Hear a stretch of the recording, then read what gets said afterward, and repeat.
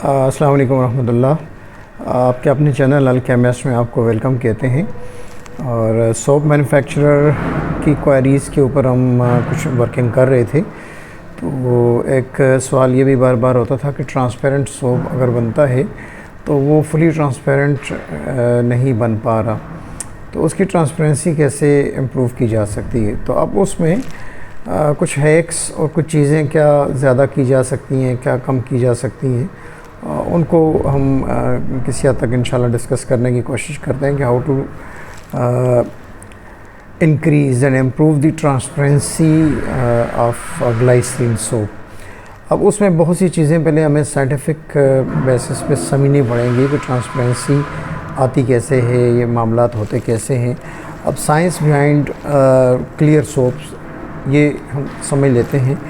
और transparent glycerine soaps जो अगर हम बात करें तो उसमें सिंपल ग्लाइसरीन ही नहीं होती, ग्लाइसरीन के अलावा बहुत सी चीज़ें इसके अंदर हैं।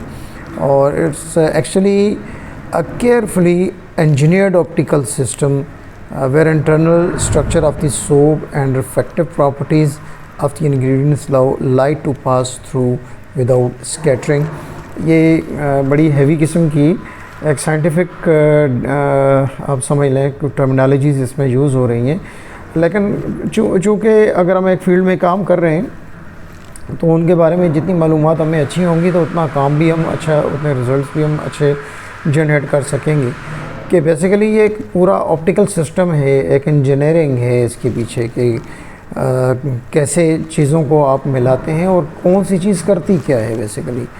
और अब दो मेन फैक्टर्स हैं, साइंटिफिक फैक्टर जो कि ट्रांसपेरेंसी को कंट्रोल करते हैं।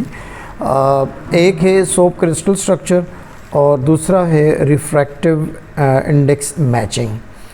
और इन दोनों को हम जो है वो अगर कंट्रोल साइमल्टेनियसली कर लें तो हमें क्रिस्टल क्लियर सोप जो है वो बड़े आराम से मिल जाएगा। अब सवाल ये पैदा होता है कि आम सोप जो है वो ओपेक क्यों होता है, कि उसमें वो क्रॉस थ्रू क्यों नज़र नहीं आता।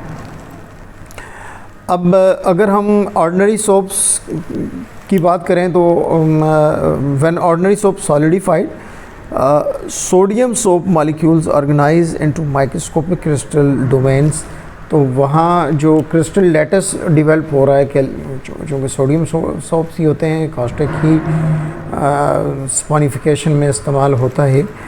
तो अब ये क्रिस्टल्स जो हैं इनकी अपनी बाउंड्रीज़ हैं, प्रोसेस डिफरेंट ऑप्टिकल डेंसिटीज़ हैं इनकी, और scattered in coming light in multiple directions. ये डिफरेंट डायरेक्शंस में लाइट्स को स्कैटर्ड करती हैं ये, because light is scattered instead of passing straight through the soap appears white और ओपेक। तो ट्रांसपेरेंट सोप में तो जस्ट क्रॉस हो जाती है और इसमें लाजिम बात है वो स्कैटर्ड होके डिफ्लेक्ट हो जाती है। That's why it appear milky in nature. अब ये फिनोमिना बेसिकली बिल्कुल सिमिलर है कि जब हम आइस क्रश करते हैं, क्रश आइस, वो वाइट हमें नज़र आती है और स्नो भी वाइट नज़र आती है। और even though ice itself is transparent, लेकिन आप उसको जब क्रश करते हैं तो उसमें से जो क्रिस्टल्स बन जाते हैं तो वो लाइट को ऐसे पास ऑन नहीं होने देते। अब ये जो वाइटनेस है ये लाइट स्कैटरिंग और क्रिस्टल इंटरफेस की वजह से इसमें होती है। अब बहुत आम चीज़ है सोप मैन्युफैक्चरर के लिए रिफ्रैक्टिव इंडेक्स को समझना। रिफ्रैक्टिव इंडेक्स बेसिकली क्या है? दी रिफ्रैक्टिव इंडेक्स RI, ये आगे हमारी इस डेमोन्स्ट्रेशन में काफ़ी यूज़ होगा ये वाली terminology. Of a material describes how strongly the material bends और slow down light passing through it, कि किसी भी मीडिया में से लाइट जो गुजर रही है वो कैसे, कितनी बेंड हो रही है, कितनी पास ऑन हो रही है। The refractive index is the speed of light in a vacuum divided by the speed in a material. A higher refractive index means light slows down more inside the material. Refractive index means light slow downs more inside of the material. जितना refractive index किसी चीज़ का high होगा तो उतना इसका मतलब light जो है उसके अंदर ही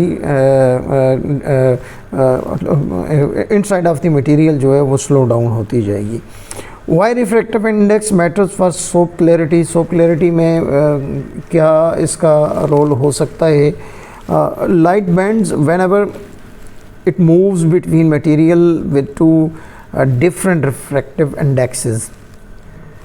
और सोप बार के अंदर तो लाजिम बात है माइक्रो रीजन्स होते हैं डिफरेंट RI वैल्यूज़ के, कि कहीं रिफ्रैक्टिव इंडेक्स क्या ज़्यादा है कहीं कम है। Light continuously bends and scattered, bend होगी स्कैटर्ड होगी। This scattering makes soap cloudy और ओपेक। तो अब लाजिम बात है बहुत सी किसी बार के अंदर एक जैसी रिफ्रैक्टिव इंडेक्स नहीं होगी तो उसमें फिर थोड़ी सी हेजीनेस आ जाती है उसमें। अब फॉर ट्रांसपेरेंसी क्या करना पड़ेगा? Soap system must like a uniform optical medium. तो जितनी हम कोशिश करेंगे कि हमारा ऑप्टिकल मीडियम यूनिफॉर्म हो, in other words all components should have similar refractive index. जब हम डिफरेंट रिफ्रैक्टिव इंडेक्स की मटेरियल यूज़ करेंगे तो वो हमें वहाँ क्लैरिटी कम मिलेगी। और when RI values are closely matched, light passes through with minimal bending and scattering decrease dramatically, soap becomes transparent। और अब how transparent soap achieve clarity, इसमें क्लैरिटी कैसे आएगी? और ट्रांसपेरेंट सोप उसमें पॉलियोल्स और सॉल्वेंट इस्तेमाल किए जाते हैं to create a homogeneous optical system. और अब ये जो इंग्रेडिएंट्स हैं जैसे ग्लाइसरीन है, प्रोपाइलिन ग्लाइकोल है, sugar syrup, ethanol and sorbitol. अब glycerine increase refractive index and reduce crystallisation. ऐसे प्रोपाइलिन ग्लाइकोल या पोलियोल्स जो होते हैं क्रिस्टल इनहिबिटर्स होते हैं। और RI मैचिंग और sugar syrup increase refractive index of the water phase. Ethanol dissolve soap crystal और सॉर्बिटोल हेमक्टेंट एंड ऑप्टिकल स्टेबलाइज़र, ये इसके अंदर जो इंग्रेडिएंट यूज़ हो रहे हैं। अब सॉल्वेंट का क्या रोल है ट्रांसपेरेंट सोप के अंदर? Transparent soap typically contains 20 to 35% solvent and पोलियोल्स।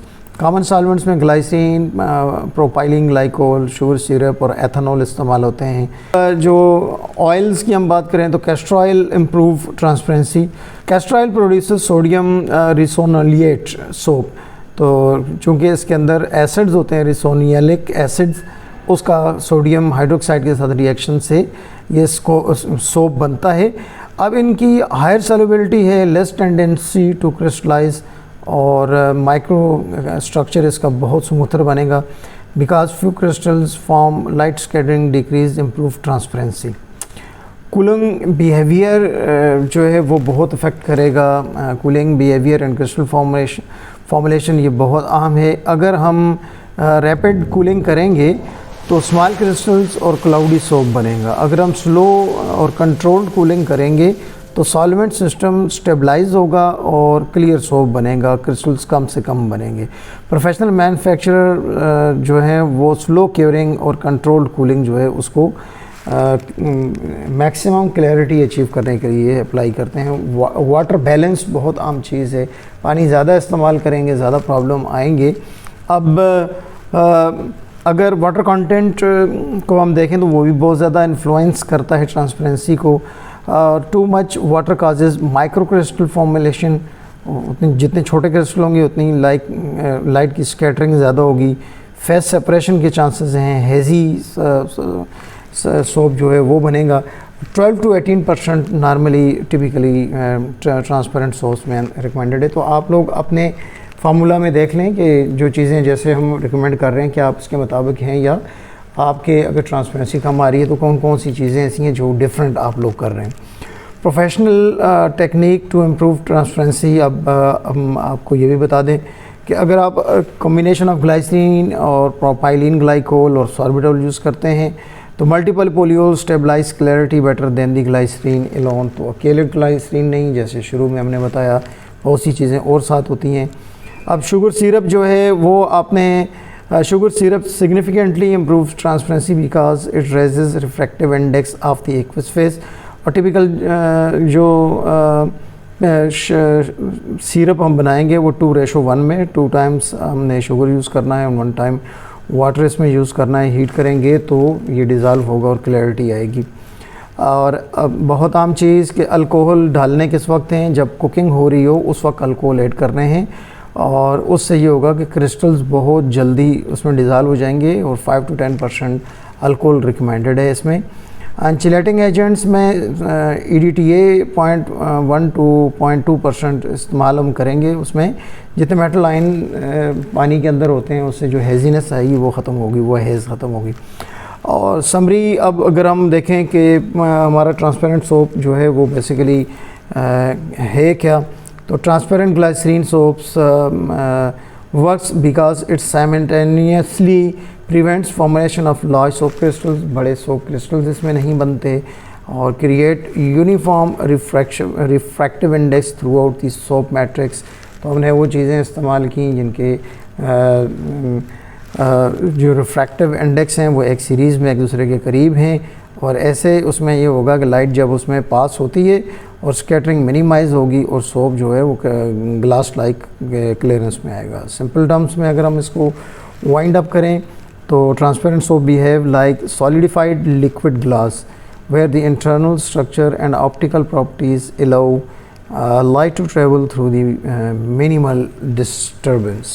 तो ये सारी इन चीज़ों को हमने वाइंड अप आपके सामने करने की कोशिश की एक छोटे से ग्लांस में, कि इन चीज़ों को अगर आप देखेंगे तो आपकी सोप की ट्रांसपेरेंसी बहुत अच्छी आएगी। और हमारी सर्विसेज अवेलेबल हैं, अल्केमिस्ट सर्विसेज अगर आप लेना चाह रहे हैं तो उसके लिए आपको व्हाट्सएप पे हम पे रब्ता करेंगे। पेड इंशाल्लाह फॉर्मुलेशन आपको ट्रांसपेरेंट सोप की अवेलेबल है।